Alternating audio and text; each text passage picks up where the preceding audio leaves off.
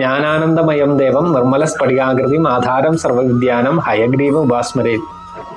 കുങ്കുമാങ്കിത വർണ്ണായ കുന്ദേന്ദുധവളായ വിഷ്ണുവാഹന നമസ്തുഭ്യം നമസ്തേ പക്ഷിരാജായ ദേ നമഃ. യസ്യദ്വിതര വക്ത്രാഭ്യ പാരിഷദ്യ പരശതം വിഘ്നം നിഘ്നന്തി സതതം വിശ്വസേനം തമാശ്രയേ. ഏവർക്കും നമസ്കാരം.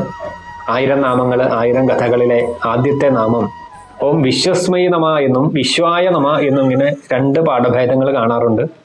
നമ്മളിവിടെ എടുക്കുന്ന ഗ്രന്ഥം, പ്രമാണ ഗ്രന്ഥം പരാശര ഭട്ടരുടെ ഭഗവത് ഗുണതർപ്പണമായതുകൊണ്ട് അതില് വിശ്വായ നമ എന്നാണ് അതിൽ സൂചിപ്പിക്കുന്നത്. അപ്പൊ ഈ വിശ്വത്തിന് മുഴുവൻ നാഥനായിരിക്കുന്ന ഭഗവാനെയാണ് ആദ്യ നാമത്തിൽ നമ്മൾ പ്രാർത്ഥിക്കുന്നത്. അതിനെക്കുറിച്ച് ഒരു ചെറിയൊരു കഥ ആചാര്യ പരമ്പരകൾ പറയപ്പെടുന്നുണ്ട്. ആ കഥ നമുക്കൊന്ന് ശ്രദ്ധിക്കാം.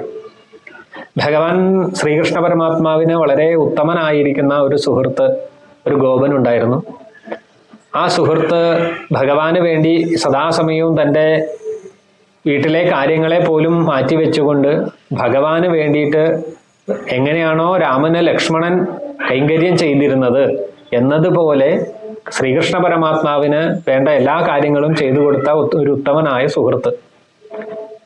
എന്നാൽ അദ്ദേഹത്തിന്റെ കുടുംബത്തിലെ വീട്ടില് പശുക്കിടാവങ്ങള് ഇങ്ങനെയുള്ള വൃത്തികൾ, ഗോപവൃത്തികൾ മുഴുവൻ പശുവൃത്തികൾ ചെയ്ത് ജീവിക്കുന്ന ഗോപാലന്മാരായിരിക്കുന്ന ആ സമൂഹത്തിന്റെ, അദ്ദേഹത്തിൻ്റെയൊക്കെ ജീവിതത്തിന്റെ അടിസ്ഥാനം ഈ പശുവിനെ വളർത്തുക എന്നുള്ളത്.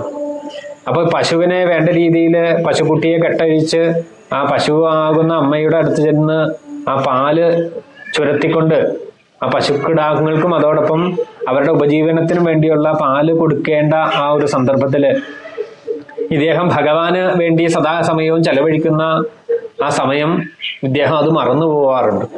അപ്പൊ സ്വാഭാവികമായിട്ടും ഈ പശു ആകുന്ന അമ്മയ്ക്ക് തൻ്റെ പശുക്കുട്ടിക്ക് പാലിനെ കൊടുക്കാനായിട്ട് കഥ പറയുന്നത് തൻ്റെ പാലിനെ ചുരത്തിക്കൊണ്ട് ആ മണ്ണിലൂടെ ആ പശുക്കുട്ടി നിൽക്കുന്നിടത്തേക്ക് ആ പാലിനെ എത്തിച്ചു കൊടുത്തു എന്നാണ്.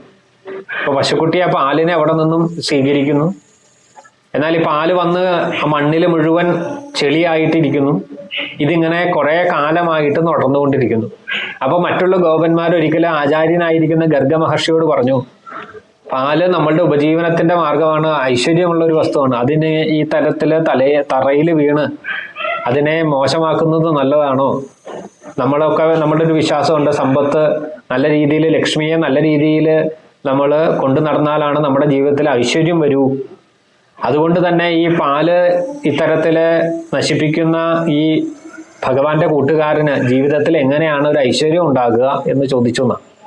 അപ്പൊ അതിന് ഗർഗ മഹർഷി ഉത്തരം പറഞ്ഞു, ശ്രീപതിയായിരിക്കുന്ന ഭഗവാൻ പരിപൂർണനാണ്.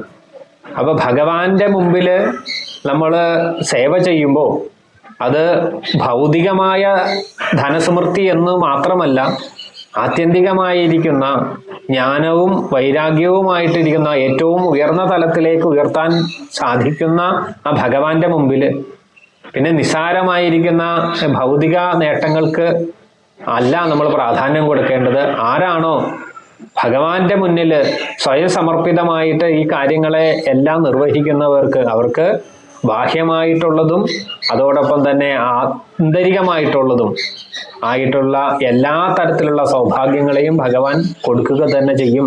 ശ്രേയപതിയായിരിക്കുന്ന ആ ഭഗവാനെ ആണ് വിശ്വായ നമ എന്ന് നമ്മൾ പ്രാർത്ഥിക്കുന്നത്. ആരാണോ ഈ വിശ്വായ നമ എന്നും ദിനം തോറും പ്രാർത്ഥിക്കുന്നത് അവർക്ക് ജീവിതത്തിലെ എല്ലാ സൗഭാഗ്യങ്ങളും അതോടൊപ്പം തന്നെ എല്ലാ സർവസമ്പൽ സമൃദ്ധിയും മതം പൂർണ്ണമിതം പൂർണ്ണാൽ പൂർണ്ണമുദശ്യതേ പൂർണ്ണസ്യ പൂർണ്ണമാദായ പൂർണ്ണമേവാവശിഷ്യതേ.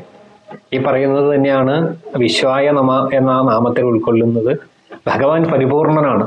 ആ പരിപൂർണനായിരിക്കുന്ന ഭഗവാനെ ആശ്രയിക്കുമ്പോൾ ബാക്കിയുള്ള എല്ലാ അപൂർണതകളെയും മാറ്റിക്കൊണ്ട് അതിനെ ആശ്രയിക്കുന്നവർക്കൊക്കെ പൂർണ്ണത്വം നൽകുന്നതാണ് ഭഗവാൻ.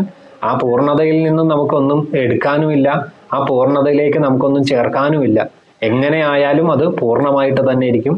അപ്പോൾ എല്ലാവർക്കും ആ പൂർണ്ണനായിരിക്കുന്ന ഭഗവാന്റെ അനുഗ്രഹം ഉണ്ടാകട്ടെ എന്ന് ഈ ഒരു നാമത്തിലൂടെ പ്രാർത്ഥിക്കുന്നു.